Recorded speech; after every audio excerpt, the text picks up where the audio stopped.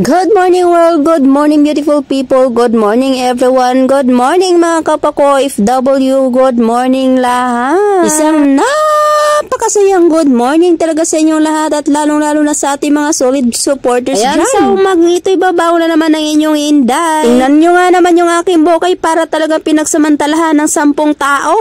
Hindi ko nga pala tinanggal yung tali ng aking buhok nung natulog ako kagabi kasi nga minsan parang sinasakal ako na sarili kong buhok. Kaya iyan, bago ako tatayo, aayusin ko muna ang aking buhok nang para namang hindi ako magbukhang wakwak. Ay, alam nyo ba yung wakwak? At nga pala sa mga Tagalog nating supporters dyan, pasensya na kayo at Bisaya talaga ang inyong lingkod. Lagi na lang ako nag-a-adjust sa inyo, kaya sa pagkakataon na ito, kayo na muna ang mag-adjust.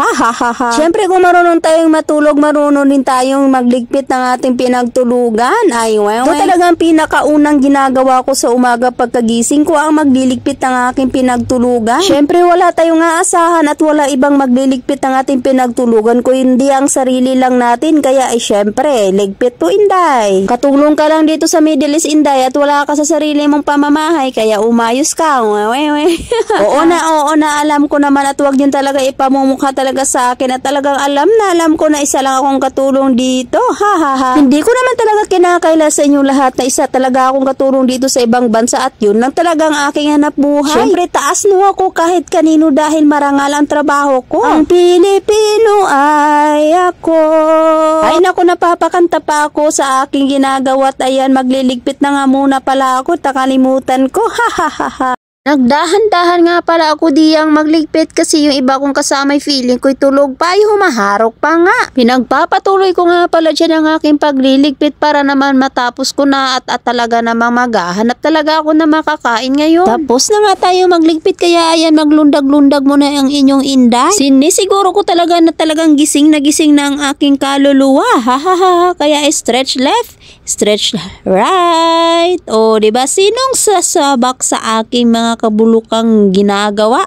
Kaya yan sabi ko, good morning housemate, at sabi naman niya good morning, nakalimutan ko pala at bakit ko na-mute ito at nawala tuloy ang aking mga audio. Ay nako, ang aga-aga nga pala diyang nagyaw-yaw yung aking kasama, kaya sabi ko, hoy, good morning sa'yo, bakit ang aga-aga mo nagyayo at nag-iingay ka na't meron pang mga tulog sa buhay? Ang sabi naman niya, okay, matulog ulit ako, kaya ayan, tumayo ako at naghihimuta pa nga at syempre, paglalabas tayo dito sa ating tulugan, kailangan muna natin magsapaw ng uniform.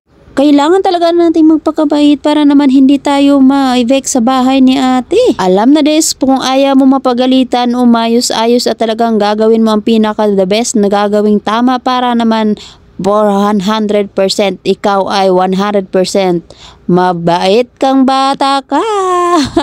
Good morning pala sa iyo kabayan, at ayun, kagigising lang din niya at nagising nga siya sa ingin ng aking kasama. Kaya dyan na muna kayo, magsisiya muna tayo. Bye! Nagbabalik ang inyong Inday. Ayan, hindi ako nagligo, naghugas ako ng Pikachu. Before I clean, I will cook. I will eat fast. Oh. And why? Why? I'm hungry. We order food, don't worry. Mama? Eh. KFC? It's your treat. What? Huh? Your treat. We will order your treat. Why are you sad? Flus?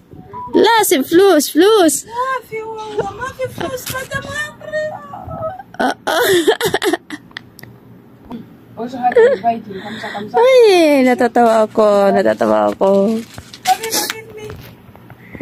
So, ayun na. Tapos na tayo maligo at tayo magpupunta na doon sa loob at maglilinis na tayo. Siyempre, nandito na ang ating pandong. Ang mahiwaga nating pandong. Bye!